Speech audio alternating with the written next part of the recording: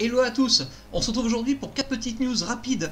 Alors je voulais commencer par Static X, voilà, donc c'était très attendu, le nouvel album du groupe, enfin voilà, donc album on va mettre ça entre guillemets, parce que bon les fans le savent, le leader du groupe Wayne Static voilà, est décédé en 2011, depuis le groupe donc avait stagné, avait arrêté, enfin du moins arrêté complètement ses activités, avant de se reformer il y a 2 ans maintenant, voilà, avec un nouveau chanteur. Voilà, donc on va y revenir après rapidement sur le nouveau chanteur. Et donc cette tournée qui était là aussi pour fêter les 20 ans de l'album Wisconsin Death Trip, Wisconsin Death Trip, pardon, je vais mieux le redire. Voilà, donc pour les 20 ans de l'album, ils sont partis en tournée avec ce nouveau chanteur, voilà, qui remplace Wayne Static au chant, à la guitare. Son identité était restée secrète jusqu'à maintenant, mais voilà, elle avait été soupçonnée depuis très longtemps parce que c'est le groupe Dop qui faisait la première partie, qui est un groupe aussi un peu de metal indus, mais voilà, on va dire indus électro à moindre mesure par rapport à Static X. Et donc du coup le chanteur de Dop est aussi le chanteur de Static X sous le nom de Xero. Et là ça a été officialisé, enfin pas par le groupe lui-même, mais voilà, tous les détails ont été dévoilés, pardon. Et c'est bien le chanteur de Dop sous le nom de Xero. Donc cet album va s'appeler Project Regeneration, ça va apparaître le 29 mai 2020, donc on a le temps de voir ça arriver. Et en fait donc ce sera une compilation de titres non finalisés, je dirais pas abandonnés, hein, je dis vraiment non finalisés, et de bribes de morceaux qui étaient composés avec Wayne Static à l'époque, qui n'ont pas pu être terminés. Donc ces morceaux ont été on va dire recompilés. Alors, il y aura, alors pour l'instant, enfin la tracklist, pardon, n'a pas été dévoilée, mais il y a 5 titres, 5 titres de morceaux qui ont filtré avec Road to Hell, Something of My Own, Terminator Oscillator, Hollow et Disco Otsego.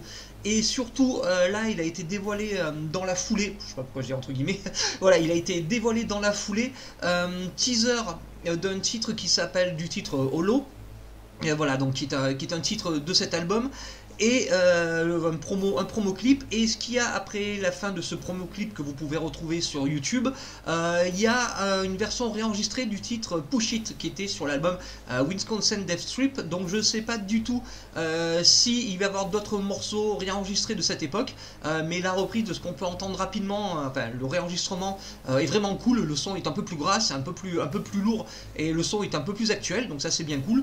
Peut-être qu'on aura droit à une version un peu remasterisée ou remixée de l'album Wisconsin Death Trip, mais ça c'est un peu tôt pour le dire.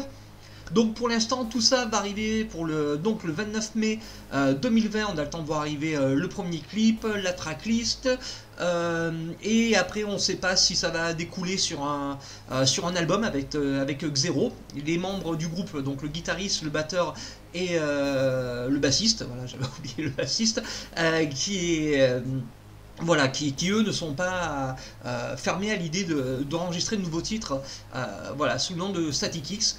Donc on verra bien ce que ça donnera. Alors une petite news Metallica que je découvre en même temps que vous en fait, enfin même si je l'ai vu passer et que j'ai un peu survolé ça, je vais voir ça en même temps que vous. Metallica donc avait teasé il y a quelques jours un site internet Metallica XX, mais Metallica 20. Donc on s'attendait à ce que ce Metallica 20 soit là pour fêter les 20 ans de l'album SM, donc l'album symphonique qui a donc été joué récemment en live et qui doit arriver en vidéo, audio et tous les formats possibles.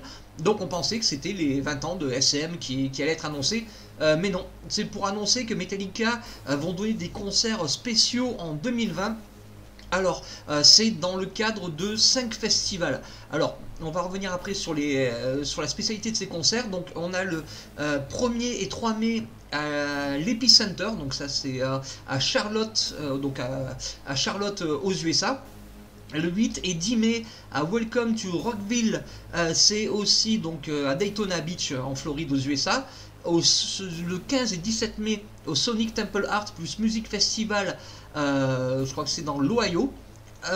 le 18, du 18 au 20 septembre au Louder Than Life Island Festival Louisville, donc dans le Kentucky. Et pour terminer, du 9 au 11 octobre à l'Aftershock à Sacramento en Californie.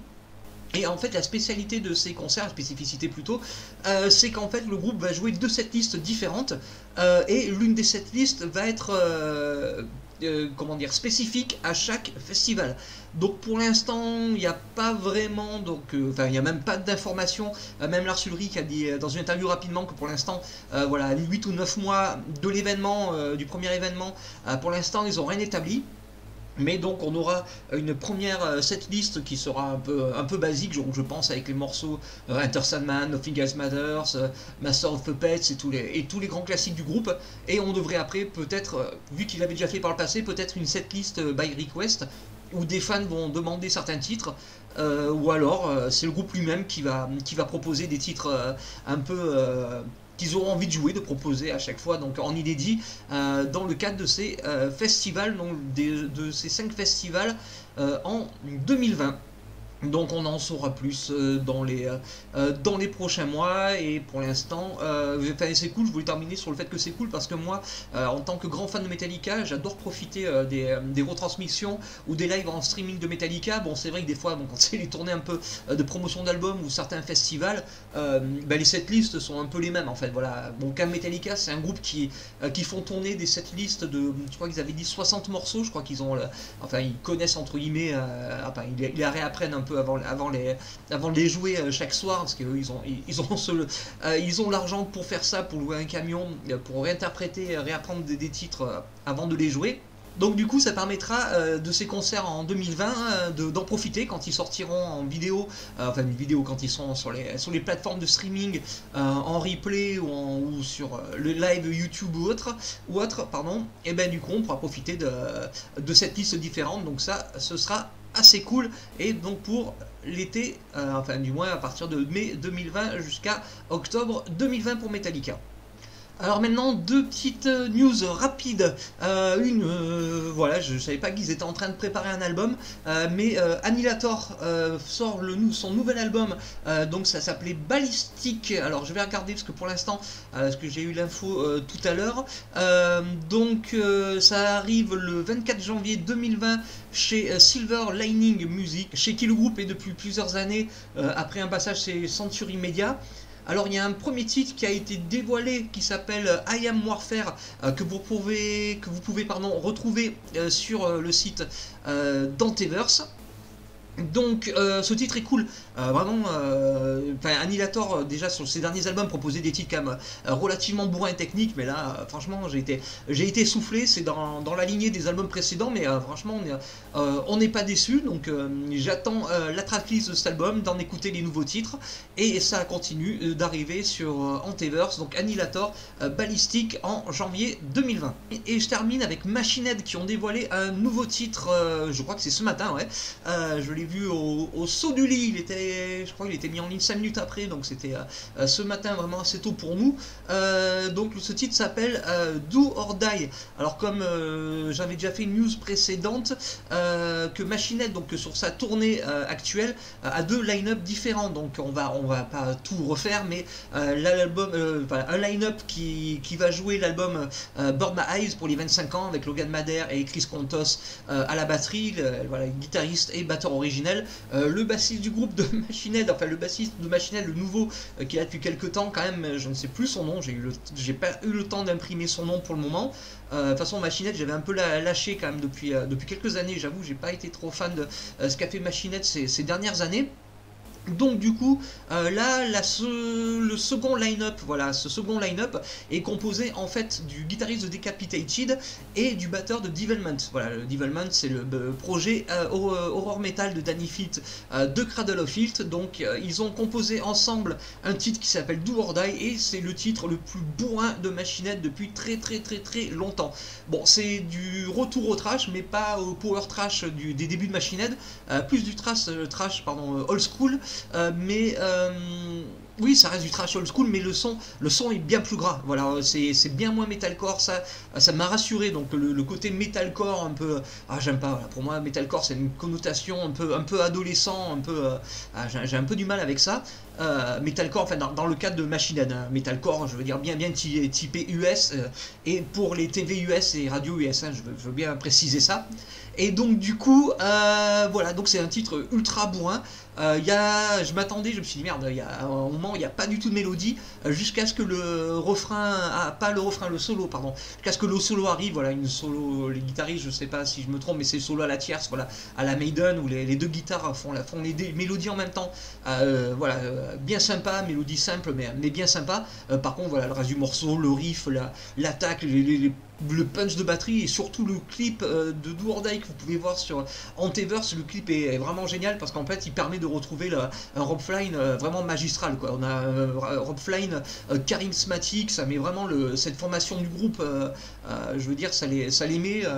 Ils ont une prestance, un truc qui avait perdu Machine Head depuis très longtemps, et là le clip est à la gloire de Machine Head. Voilà, ce que je cherchais, c'est vraiment un clip à la gloire de Machine Head. Donc Do or Die, j'espère qu'ils vont enregistrer un album sous ce line-up, vu que Rob Flynn voulait enregistrer un album avec Logan Madère, enfin il souhaite enregistrer un album avec Logan Madère et Chris Kontos, mais il veut pas abandonner aussi ce line-up. Donc on verra bien là aussi ce que ça donne. Et vous pourrez donc voir le groupe en tournée actuellement pour les 25 ans de l'album Burn My Eyes. Merci d'avoir suivi ces petites news et on se retrouve très rapidement. Là j'ai pas mal eu de retard là pour des affaires personnelles à arriver, donc je vais essayer de rattraper un petit peu ce retard. J'ai des chroniques et des critiques à mettre en ligne, surtout des critiques avant tout, des news à rattraper, donc je vais rattraper ça dès que possible. Alors du coup je vous dis à très vite. Tchuss.